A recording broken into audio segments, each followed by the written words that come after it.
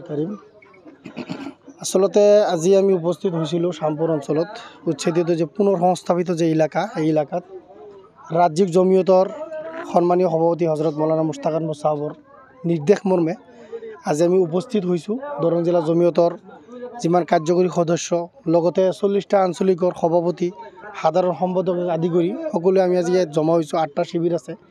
এই শিবিৰত অসম ৰাজ্যিক জমিয়তৰ তৰফৰ পৰা আৰু আনফৰ ফাউণ্ডেশ্যনৰ যৌথ উদ্যোগত এই উচ্ছেদিত পুনৰ সংস্থাপিত যে এলেকা ইয়াত যিমান দুখীয়া মানুহ আছে এই দুখীয়া মানুহৰ কাৰণে এটা ইফতাৰৰ বা ঈদৰ কাৰণে এটা এই ৰিলিফৰ মানে ব্যৱস্থা আমাৰ ৰাজ্যিক জমিয়ত বা আনফৰ ফাউণ্ডেশ্যনে কৰিছে। এই ৰিলিফ আমি আজি বিতৰণ কৰিব আহিছোঁ। আমাৰ মুৰব্বীসকলো ইয়াত আছে, আমাৰ উপসভাপতি আছে আৰু প্ৰত্যেকটো আঞ্চলিকৰ সভাপতি সম্পাদকসকল আছে। তো আজি আমি আলহামদুলিল্লাহ প্ৰায় 1100 ফেমিলিক ৰিলিফ বিতৰণ কৰি ইনশাল্লাহ ইয়াৰ পৰা উভতি যাম ইনশাল্লাহ।